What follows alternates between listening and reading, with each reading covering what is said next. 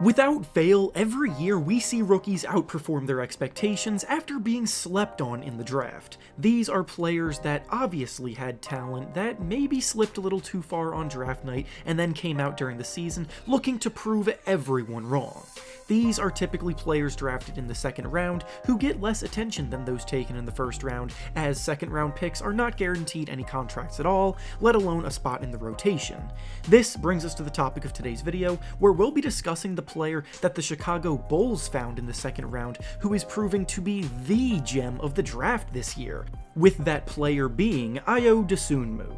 In this video, we'll be going over what got him to this point, why he was so slept on at the time of the draft, and what makes him such a promising player with a much higher ceiling than I think most fans realize. Before we start though, I want to thank PrizePicks for sponsoring this video. PrizePicks is the perfect service for all of us basketball fans here because when you're involved, it makes watching games every night so much more fun and engaging. Basically, it's an application that provides you with lines on all kinds of individual player props, such as points, rebounds, assists, and three-pointers made amongst others, and you simply have to choose whether you believe they will record over the set amount in the line or under the set amount in the line. Make your selections, wager however much you want to, and if your picks hit, you can win some big money. For some picks I'm looking at for today's slate of games, I'm thinking of going with Klay Thompson to make over 2.5 threes, Ayo Dosunmu himself to dish out over 4.5 assists, and Gary Trent Jr. to score over 20 points. If this sounds at all intriguing to you, then go use the link down in the description of this video to sign up today and use promo code REFERENCE to receive a 100% deposit match bonus up to $100. Once again, thank you to PrizePicks for sponsoring this video. Now let's get back to the topic at hand. Ayo Dosunmu was actually born in Chicago and grew up there, which is a pretty nice start to a story of a gem that happens to now be playing for the Chicago Bulls.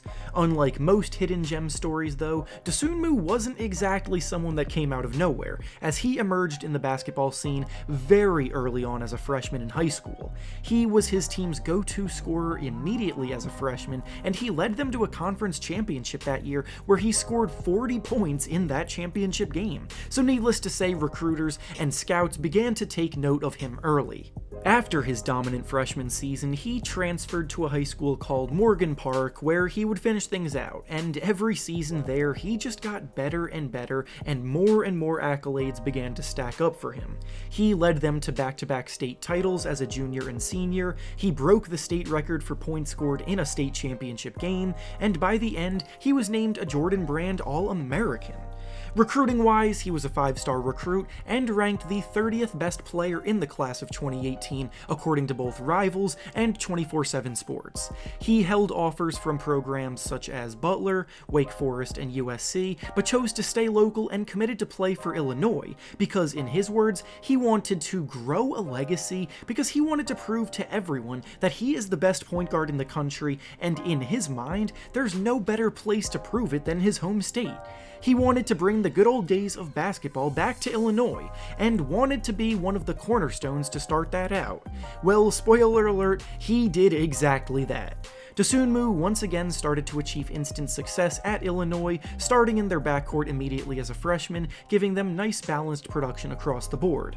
Every year he got better and better there, and by his junior year, he was one of the best players in the entire country, and the Illinois team around him as a whole really started to make some noise. Dosunmu was averaging 20 points and 5 assists per game that year, leading them to a season that got them the #1 seed in March Madness, which I would say counts as bringing them back to the glory days of basketball, which was his goal from day one, so it seems like it was a resounding success. However, while things were flying so high for him for so long, things came to a screeching halt in the second round of March Madness when the team got upset by 8-seed Loyola Chicago, a game in which Dosunmu himself admittedly played rather poorly, scoring just 9 points. It leaves a sour taste in your mouth for things to end on that kind of a note for sure, but he was still a first-team All-American, and his stock was higher than ever, so he declared for the NBA draft.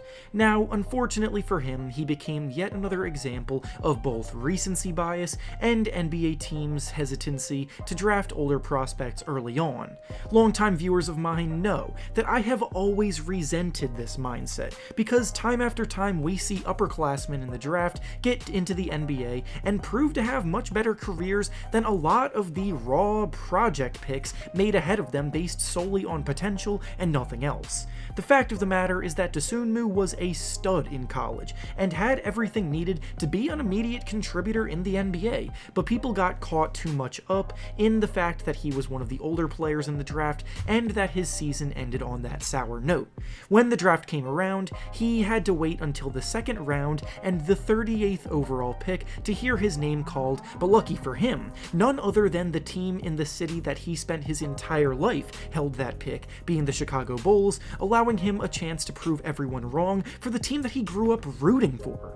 Now, getting into what makes Dosunmu the promising player that he is, he's a 6'5" combo guard with a 6'10" long wingspan, and he uses that length to his advantage on the defensive side of things.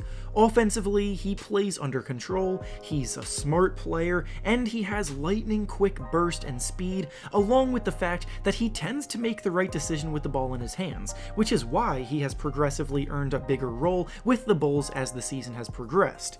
He's shooting 53% from the field and 43% from 3 on the year, both being incredibly impressive numbers for anyone, let alone a rookie. And that kind of efficiency in the role that he's in makes it easy for the Bulls, who are one of the best teams in the East, to trust him like they do.